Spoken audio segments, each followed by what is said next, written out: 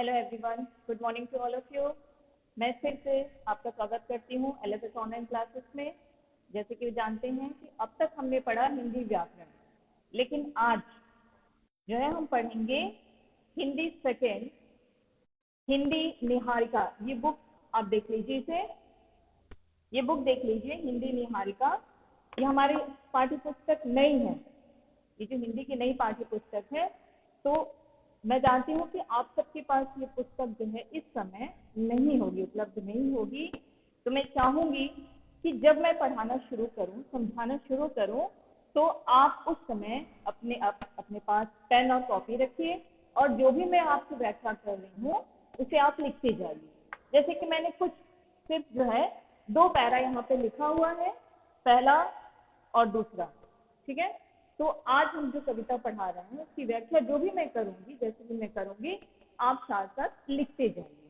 तो शुरू करें। आज हम जो पढ़ रहे हैं, पहला पाठ है हमारा चीर महान। इसके कवि हैं सुमित्रा नंदन पंत। ठीक है बच्चा, तो हम शुरू करते हैं अपनी कविता। यह कविता जो है सुमित्रा नंदन पंत के द्वारा रचित है। इस कविता के माध्यम से कवि ने बालकों को यह संदेश दिया है कि वे सौंदर्य, सत्य और अनहित के प्रति, यानी किसी के प्रति हमारे मन में गलत भावना ना हो, गलत विचार ना आए, सबके सबके साथ हम जो है अनुराग से रहें, यानी प्रेम से रहें, तथा अंध मुक्ति से, अंधभक्ति से, यानी बिना सोचे समझे हम किसी पर विश्वास करना, किसी जो है किसी निष्ठा भाव से जो हम उन पर जो विश्वास कर लेते हैं बिना सोचे समझे, ठीक है, इनसे मुक्त हो। कवि कह रहा है कि हम ऐसा जीवन पाए, यानी बच्चे हमारा ऐसा जीवन पाए जिसमें वे मानव की रक्षा के लिए, मानव की रक्षा करने में वो सक्षम है। ठीक है बच्चों, तो ये है कविता का भाव। अब हम इसे एक एक पंक्ति पढ़कर जो है मैं आपको सुना रही हूँ और साथ साथ में जो है आप इसकी व्याख्या भी करती जा रही हूँ, समझा भी रही हूँ, आप जो है इसे लिखते भी रहिए। तो शुरू करें। जग जीवन में जो चीर महान। सबसे पहले तो जानना चाहेंगे कि चीर क्या है। चीर का क्या अर्थ होता है? चीर महान तो आप समझ रहे हो, है ना। तो चीर का क्या अर्थ है? चीर का मतलब होता है सदैव, हमेशा, जो महान है। ठीक है, तो पहले पढ़ते हैं। जग जीवन में जो चीर महान, सौंदर्यपूर्ण और सत्य प्राण। क्या कह रहा है? सौंदर्यपूर्ण और सत्य प्राण, मैं उसका प्रेमी बनूं जो मानव के हित समान। मैं उसका प्रेमी बनूं जो मानव के हित समान। कवि कह रहा है कि महान लोगों का जीवन कैसा होना चाहिए। जग जीवन में, जग यानी कि संसार, संसार के जीवन में कैसा होना चाहिए? इसमें जो है ना तो भय हो ना ही शंका हो। देखिए, सत्य प्राण, सौंदर्य पूर्ण सत्य प्राण। कवि ईश्वर से प्रार्थना करते हुए कहता है कि हे प्रभु, हे प्रभु, मैं उसका प्रेमी बनूं। किसका प्रेमी बनूं?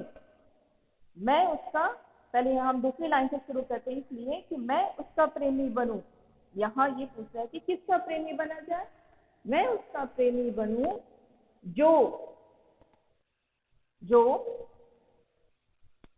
मानव के हित समान, जो समाज से मनुष्य मात्र को कल्याण के लिए सोचे, यानी जो है, जो मानव समाज में मनुष्य के हित के लिए सोचे और ऐसा व्यक्ति हो जो समाज को हित कर सके। मैं उसका प्रेमी बनूं जो समाज के कल्याण के लिए कार्य करे, हित के लिए कार्य करे। संसार रूपी जीवन में, और कैसा हो? जग जीवन में जो चीर महान। जग जीवन में यानी संसार रूपी जीवन में जो है वो कैसा हो? सदैव महान हो, यानी दीर्घ काल तक जो है अपने अच्छे कार्यों से उसे जाना जाए। और उसका रूप कैसा होना चाहिए? सौंदर्यपूर्ण, यहाँ सौंदर्य का अर्थ जो है हमारी रूपरेखा से नहीं है कि हमारा रूप अच्छा हो, हमारे अंदर गुण है, हम जो कार्य कर रहे हैं, हम जो अच्छे कार्य कर रहे हैं, सौंदर्य पूर्ण और सत्य प्राण। ठीक है, सत्य यानी कि आपको पता है, सत्य प्राण यानी अपने जीवन में जो है वो जो भी कार्य करे सत्य निष्ठा से करे, हृदय से करे और अपने मन को जो है साफ करके करे। उसका रूप सौंदर्यपूर्ण हो, मन से सौंदर्यपूर्ण हो, तन से नहीं। तन का कोई वो नहीं है, जानते हैं आप, तन की कोई जो है वैल्यू नहीं है। मन से वो सौंदर्यपूर्ण हो, यानी अपने कर्म से, वो जो कर्म कर रहा है उससे उसका सौंदर्य जो है उससे भरपूर हो, कर्म से भरपूर हो, अच्छे कार्य करे, अच्छे कार्यों से समाज की सेवा करे। तो ऐसा जो है कवि बालक कह रहे हैं कि मैं उसका प्रेमी बनूं, ऐसे बालक ऐसे जो है लोगों का मैं प्रेमी बनना चाह रहा हूँ। अगर एक शब्द इसमें कहें तो एक बार आप देख लीजिए फिर से। कवि ईश्वर से प्रार्थना करते हुए कहता है कि हे प्रभु, मैं उसका प्रेमी बनूं जो समान से मनुष्य मात्र को कल्याण करने वाला हो, यानी समान रूप से मनुष्य मात्र को, जो यानी मनुष्य के लिए, मनुष्य के हित के लिए सोचे, मनुष्य के हित के लिए सोचे, और संसार रूपी जग जीवन यानी कि संसार रूपी जीवन में जो है वह दीर्घ काल तक, चीर महान यानी कि सदैव, यानी दीर्घ काल तक जो है वह रहने वाला हो। अगर अच्छे व्यक्ति होते हैं तो हम याद करते हैं ना, जैसे महात्मा गांधी हुए, गौतम बुद्ध हुए, यानी अच्छे लोगों की जो है छवि हमारे पास सदैव रहती है। तो वो जो जैसे कि इसी प्रचीर महान यानी कि सदैव दीर्घ काल तक जो है वह रहने वाला हो, यानी उन्होंने जो भी कार्य किया हम उनके नाम से जानते हैं, उनके कार्य से हम जो है जानते हैं। और सौंदर्य कैसा होना चाहिए? श्रेष्ठ सौंदर्य होना चाहिए। श्रेष्ठ सौंदर्य से वो जो है परिपूर्ण हो और हृदय से सत्य धारण करने वाला हो। सत्य प्राण यानी कि हृदय में उसके जो है सत्य धारण करने वाला हो, सत्य के मार्ग पर ही चले और समाज की सेवा करे। मैं ऐसे व्यक्ति का जो है सेवक, मैं ऐसे व्यक्ति का जो है प्रेमी बनना चाहता हूँ। ठीक है बच्चों, अब हम आते हैं दूसरे, जिसमें जीवन से मिले शक्ति, यानी मैं उसका भी प्रेमी बनना चाहता हूँ जिसमें जीवन से मिले शक्ति, छूटे भय संशय अंधभक्ति, मैं वह प्रकाश बन सकूं नाथ, मिल जाए जिसमें अखिल व्यक्ति। जिसमें जीवन से में मिले शक्ति, छूटे भय संशय अंधभक्ति। हे प्रभु, मैं ऐसा प्रकाश बन सकूं जिसमें संपूर्ण प्राणी समाहित हो जाए। जिसमें जीवन से मिले शक्ति, छूटे भय अंधभक्ति, मैं वह प्रकाश बन सकूं नाथ, मिल जाए जिसमें अखिल। अखिल का क्या अर्थ होता है? अखिल यानी कि संपूर्ण, यानी पूरे व्यक्ति। ऐसा मैं व्यक्ति बन सकूं, ऐसा प्रकाश बन सकूं जिसमें संपूर्ण प्राणी समाहित हो जाए, जिससे और जिससे जीवन से मिले शक्ति, जिससे जीवन में शक्ति प्राप्त हो, तथा भय शंका, है ना, भय संशय अंधविश्वास, भय और मन में शंका, और बिना संदेह बिना सोच विचार के। अंधभक्ति, अंधभक्ति का क्या अर्थ होता है? अंधभक्ति का अर्थ है बिना सोचे समझे हम किसी के प्रति जो है निष्ठा का भाव रखना, यानी बिना सोच विचार के। अंधविश्वास भी ऐसे ही होता है ना, बिना सोचे समझे जो है किसी की बातों में आ जाता है। अभी उसने कहा कि अरे तुम्हें नजर लगी है, तो हम तुरंत मान लेते हैं, खासकर छोटे बच्चों के लिए। यानी बिना सोचे समझे जो है ऐसी भक्ति से जो है हमें दूर रहना है। अंधविश्वास यानी किसी के प्रति निष्ठा रखने की भावना का निवारण हो सके, यानी जो अंधभक्ति में डूबा हुआ है मैं उसको प्रकाश की ओर ले जाऊं, मैं उसकी शंका से दूर करूं, उसके संशय को दूर करूं। ठीक है, तो एक बार फिर हम इसे देख लेते हैं। हे प्रभु, मैं वह प्रकाश बन सकूं जिसमें संपूर्ण प्राणी समाहित हो जाए। समाहित हो जाए, मिल जाए, है ना, समाहित हो जाए यानी एक इसमें जो है मिल जाए, जिससे जीवन में शक्ति प्राप्त हो, और जिससे जीवन में शक्ति प्राप्त हो, तथा भय शंका संशय मीन्स संशय ही होता है ना, भय मीन्स डर। एवं बिना सोच विचार, अंधभक्ति यानी कि बिना सोच विचार और अंधविश्वास इन किसी के प्रति निष्ठा रखने की भावना का निवारण हो सके। मैं उसकी जो है अंदर जो भक्ति आ रही है उसका मैं निवारण कर सकूं, यानी उसे उस अंधविश्वास अंधभक्ति से मैं उसे दूर कर सकूं। तो ये हमारी सिर्फ 2 पंक्तियां हुई है।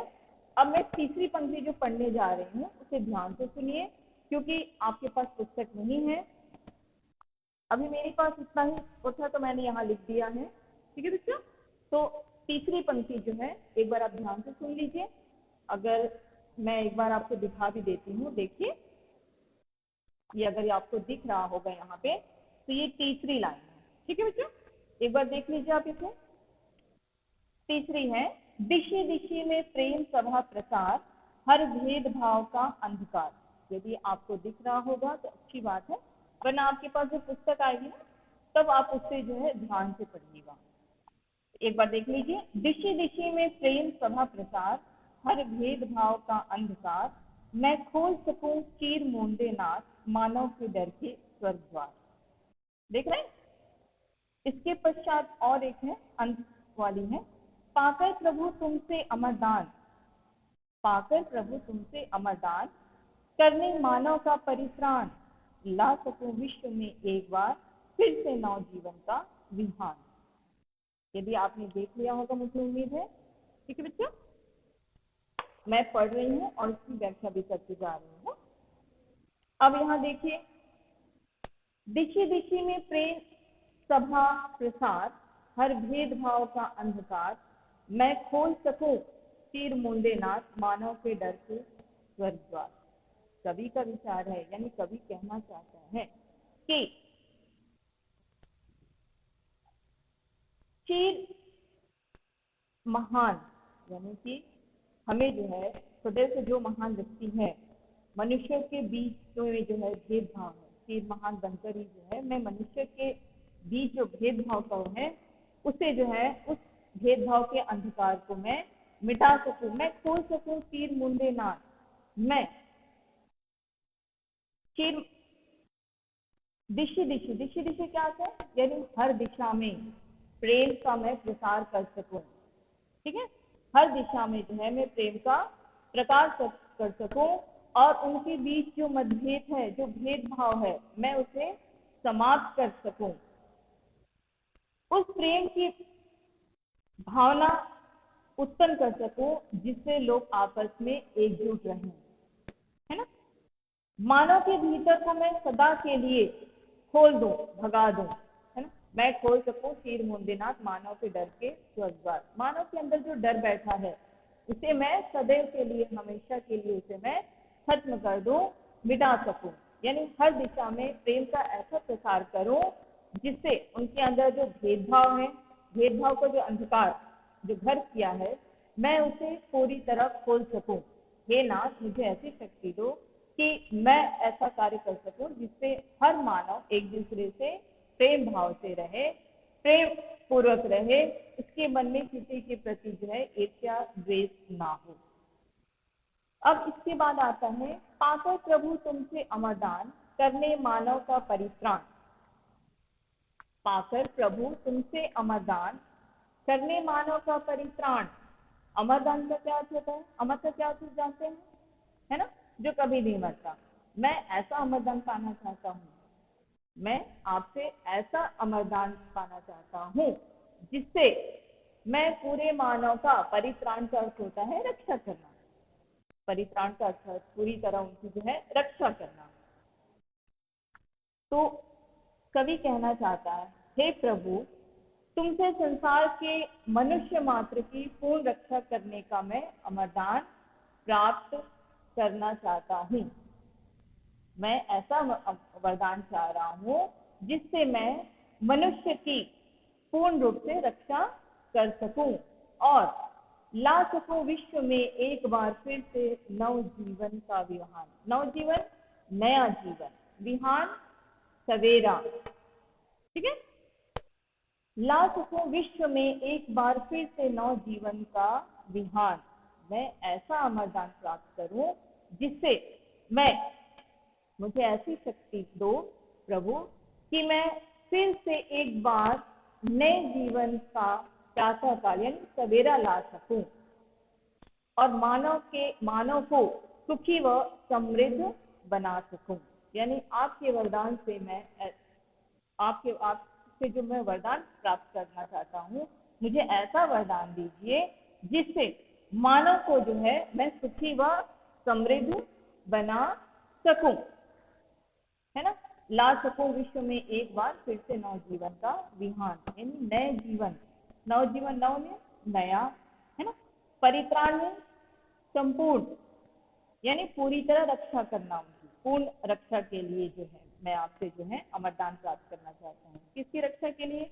मानव की रक्षा के लिए मुझे ऐसा वरदान दीजिए कि मैं उनकी जो है रक्षा कर सकूं और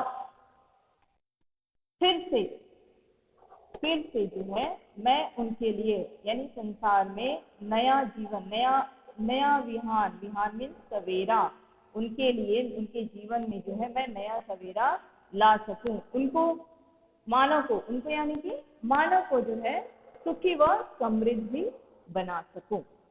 ठीक है बच्चों, तो मुझे लग रहा है कि आपको जो है कविता समझ में आ गई होगी।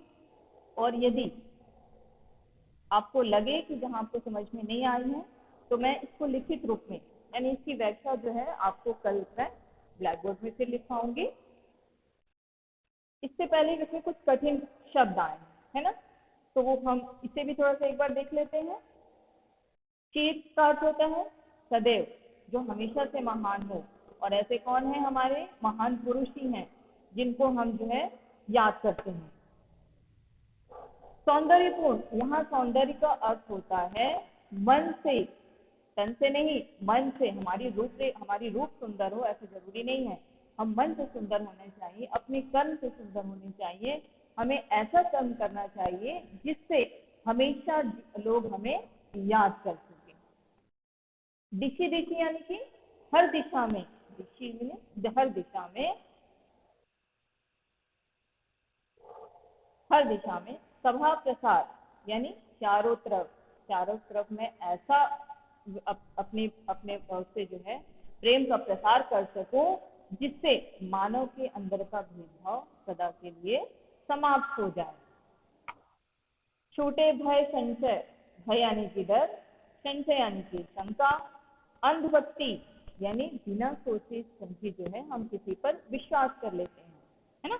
कभी कभी आप देखते हैं कि कुछ कहीं कोई पाठ प्रवचन चल रहा है, तो कुछ बिना सोचे समझे कि वो हमारे लिए है या नहीं, हम उसमें कितना तल्लीन होना चाहिए, लेकिन फिर भी हम आंखें मूंदे बिना सोचे समझे जो है उन पर विश्वास कर लेते हैं। अखिल, यहाँ अखिल का मतलब है संपूर्ण व्यक्ति के लिए है, ठीक है ना, संपूर्ण व्यक्ति। अमरदान आप समझ रहे हो, यानी ऐसा दान दीजिए, मुझे ऐसा अमरदान दीजिए जिससे मैं मानव का जो है पूरी तरह सुरक्षा कर सकूं, मानव की रक्षा कर सकूं, मानव का परित्राण ला सकूं विश्व में एक बार फिर से नवजीवन का विहान यानी कि सवेरा, उनके जीवन में जो है नए जीवन में जो है मैं प्रातः काल में सवेरा ला सकूं और मानव को जो है सुखी व समृद्ध बना सकूं। ठीक है बच्चों, तो ये तो हो गई हमारी कविता आज की। एक बार कुछ प्रश्न दिए गए हैं, मैं इसको लिख लेती हूँ। बाकी कविता का जो है मैं आपको बाद में लिखवा दूंगी, लेकिन अभी आपको गृह कार्य के लिए कुछ दे रही हूँ। व्याकरण से ही है, व्याकरण से ही मैं दे रही हूँ।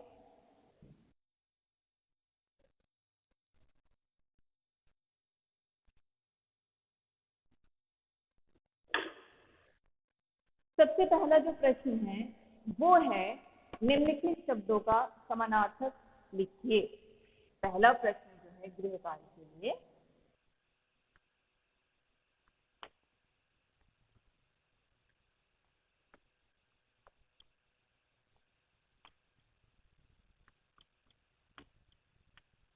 निम्नलिखित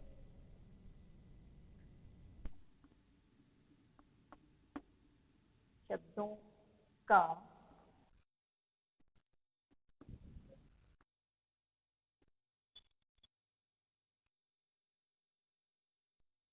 समानार्थक लिखिए। समानार्थक यानी कि समान अर्थ वाले, है ना, जिसका अर्थ समान हो। जैसे एक मैं बता देती हूँ, विहान। विहान का अर्थ होता है सवेरा, है ना। विहान भी हम कहते हैं और उसका एक और एक अर्थ होता है सवेरा। तो सबसे पहले एक तो मैंने बता दिया आपको, विहान। दूसरा है परित्राण। अभी मैंने इसका अर्थ बताया है, यदि आपने ध्यान से सुना होगा तो आप जरूर लिखेंगे। परित्राण सत्य, सौंदर्य,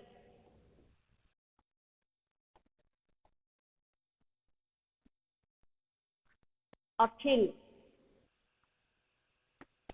बताइए, अखिल का भी अर्थ मैंने अभी ही बताया है, जग।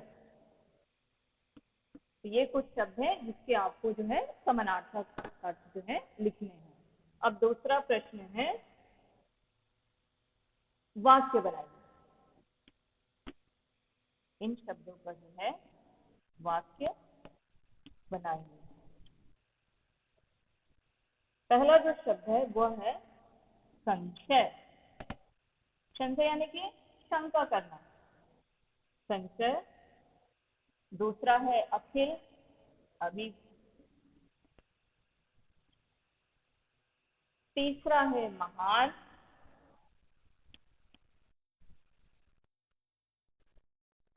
चौथा है परित्राण। फिर से ये आ गया है परित्राण, यानी आप इसके अर्थ समझ जाएंगे तो वाक्य बनाने में आपको कोई कठिनाई नहीं होगी।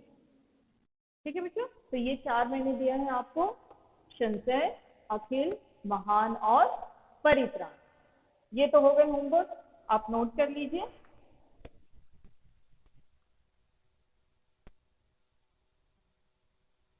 कल कुछ जो कविता की कुछ लाइन है उसका मैं आपको भावार्थ लिखवा दूंगी। ठीक है, या प्रश्न दिए जो मैंने दिया है उसको आप नोट कर लीजिए।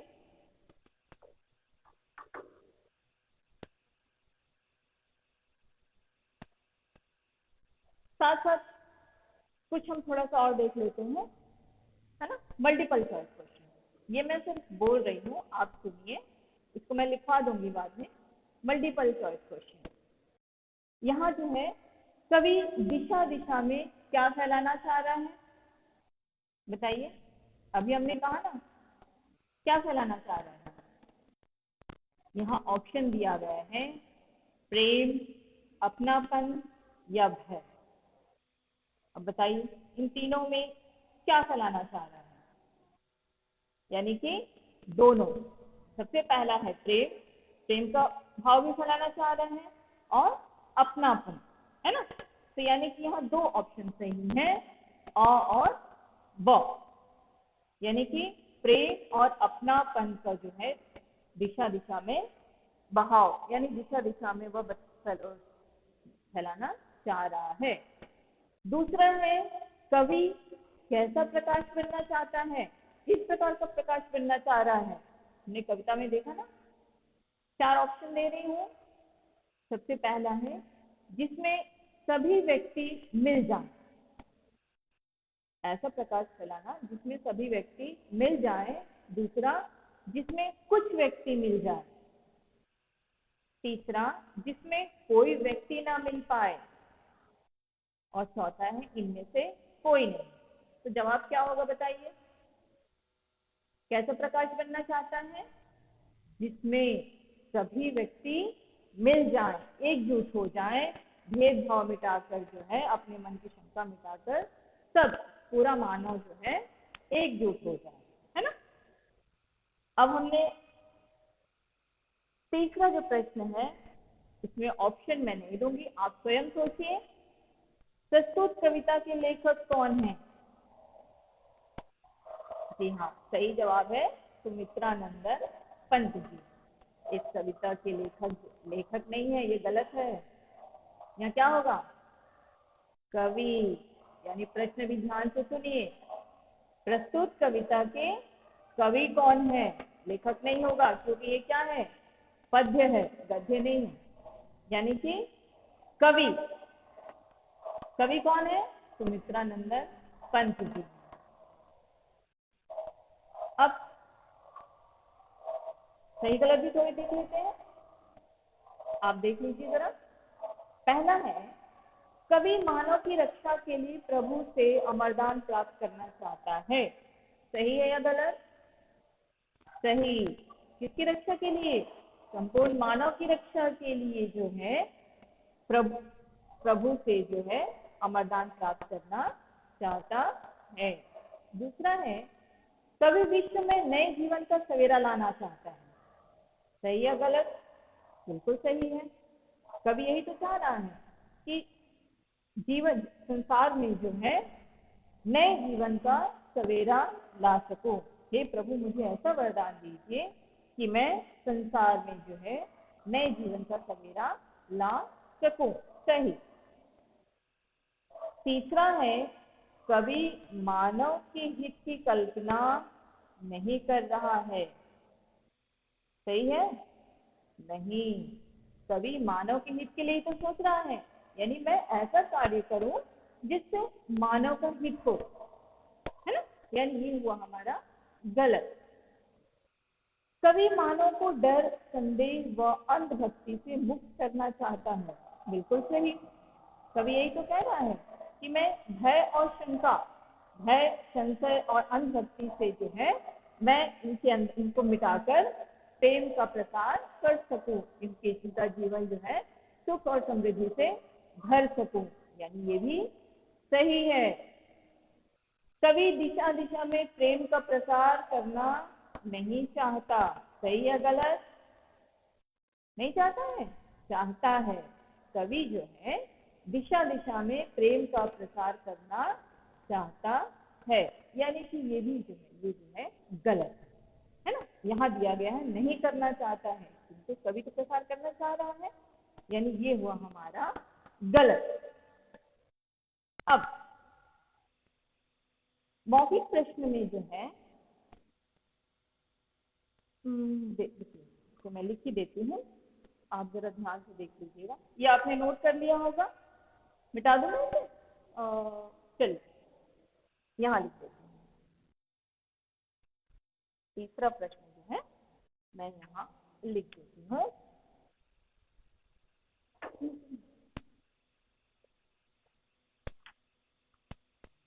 सबसे पहला, कवि किसका प्रेमी बनने की कल्पना कर रहा है ना? वन वर्ड आंसर है। कवि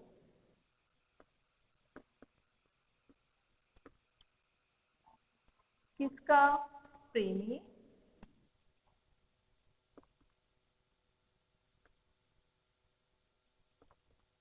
बनने की कल्पना कर रहा है? ये वन वर्ड आंसर बच्चों, आप आसानी से कर लेंगे, है ना। दूसरा प्रश्न जो है आपसे है। दूसरा प्रश्न जो है हम आपसे कर रहे हैं कि आप ईश्वर से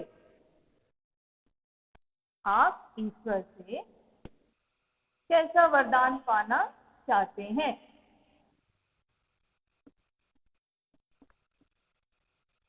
आप ईश्वर से कैसा वरदान पाना